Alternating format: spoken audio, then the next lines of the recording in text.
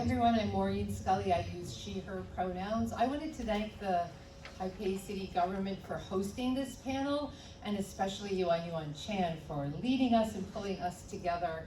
We've already been learning a lot from one another.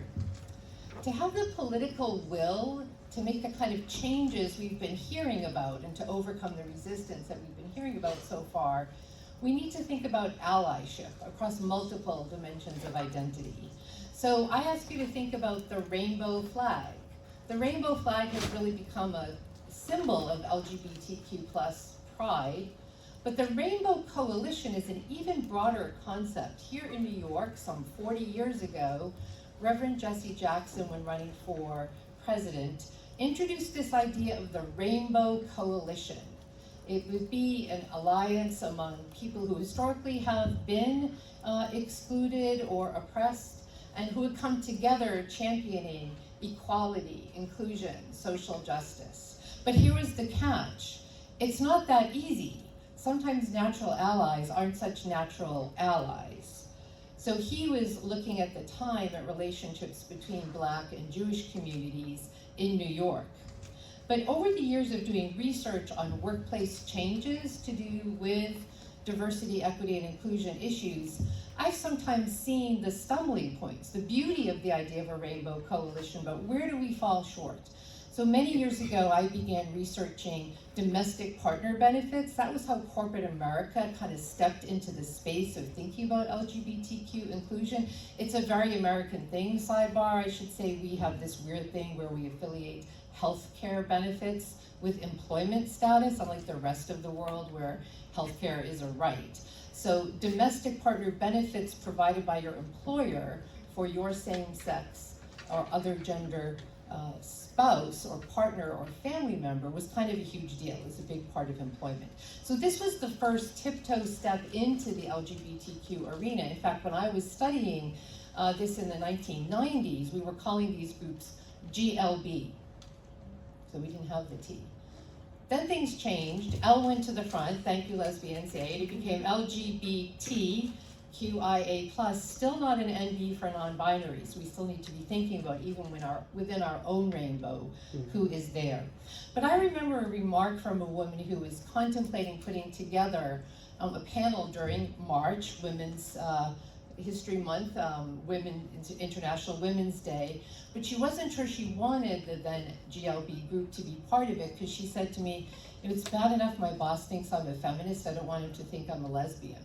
And that's what we're up against, right? This kind of like allyship, linking arms, joining forces to fight together for these battles, and yet fissures, and yet moments of exclusion. So what I want to talk about is how we can think about allyship in a productive way to have a real rainbow coalition. Because groups sometimes compete for donors, for money, for attention, for media, for legitimacy, for saying my cause is the one that should be forefronted now. But we need to pivot to a real rainbow coalition sense of allyship to get to the kind of visions that my colleagues here on the panel have been sharing. So I have 3 ideas for allies. First of all, think about the canary in the coal mine. It's a metaphor that's used from the days when canaries were sent into coal mines because they more easily detected carbon monoxide before humans would. And they detected the toxicity. And Lonnie Guinier and Gerald Torres, 2 scholars who look at race issues at Harvard Law School, have taken this metaphor to say, who experiences the toxicity first? Because it's coming for all of us. Right? It's just who experiences it first. By the way, on behalf of canaries, they finally discontinued that. In the 80s, it used electronic detection of carbon monoxide. So we have to speak for the canaries too. But the metaphor is powerful. Because what I see right now is a lot of people saying, let's back off from the trans issues. Maybe that cost us the election. Well, I don't know. There's a lot of other issues to pursue. No. Always look at where is kind of the tip of the spear. Who is most vulnerable? And right now, I think the Rainbow Coalition really needs to mobilize in a sense of true allyship for trans people, because that's where the issues are. That's where we see a kind of intensity. And while thank you. Yes. So that's where to look and not to give up this particular fight. And I love what you said about euphoric moments, Chris, because I was reading an article on transgender joy. Because transgender issues so often get reduced to, well, we fund surgeries, where are the bathrooms, you know, who's on the sports teams. There's a kind of reductionism to these kind of issues that become then hard to start conversations around. And instead to say, there's a kind of joy. There's an article by 2 sociologists on transgender joy. And to say, hey, we're celebrating authenticity. We're celebrating opening our eyes about all the false way in which we gender things. Why do we have gender reveal parties with pink and blue balloons? Why do we have pink and blue diapers for babies? We gender all kinds of things needlessly. And it's our transgender and non-binary allies who are helping us question a whole bunch of things that will bring joy. So point number 1, look at where there's vulnerability, but also take an asset-based view of that most vulnerable group. And that's where we need to keep doing the work. That's where we need to think about canaries in the coal mine. Number 2, look at what are the strategies where we have shared interests. So we've heard a lot here about how the disability community has a natural allyship with the trans community around creating private, safe, accessible bathroom spaces.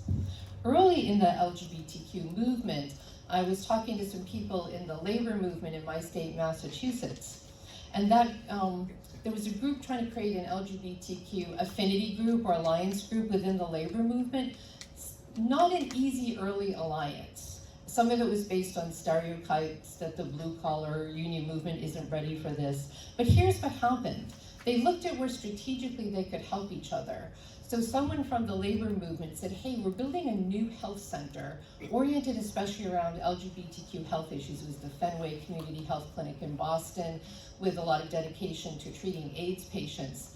If you say that you'll build that center with union labor, we're gonna go behind your LGBTQ affinity group being a visible part of the labor movement.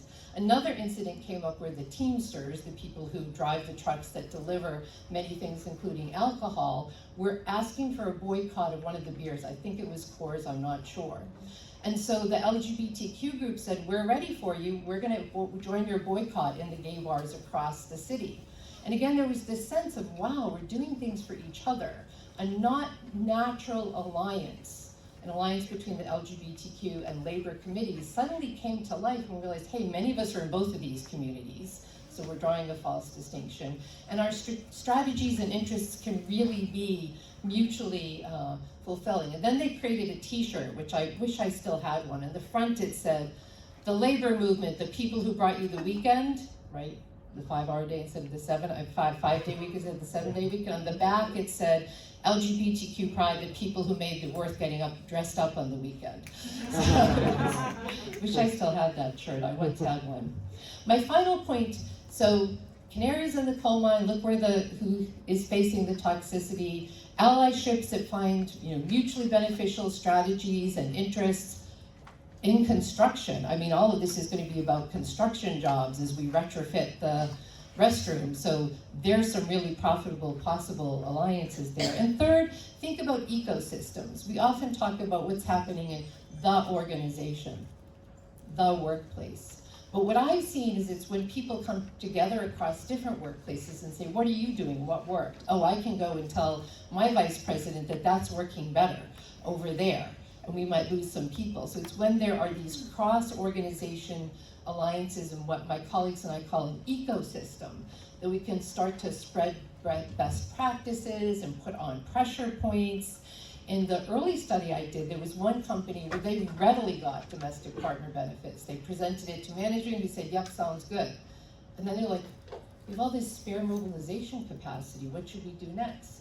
So someone got the idea of, let's have a brown bag lunch series on transgender issues in the workplace. And then that spread across the other 24 organizations that were connected in that city. So in that moment of one organization having a win, but wanting to help other organizations rather than sit back on their laurels, we had a win, a transgender informational brown bag lunch series was created, and it had a great spirit. It was like, there's tons of myths, ask me anything. I still remember the trans woman, that's how she identified herself, Deborah, who led some of those sessions, from which I learned a ton. So as we move across our workplace spaces, what are you doing? What do you have? What can I do? What can we do next? An ecosystem view of not how we're just borrowed into our one organization, but how we're supporting each other across organizations will help. So those are 3 of my hopeful hints for trying to find places of allyship so that we don't just have the rainbow flag, we have a rainbow coalition.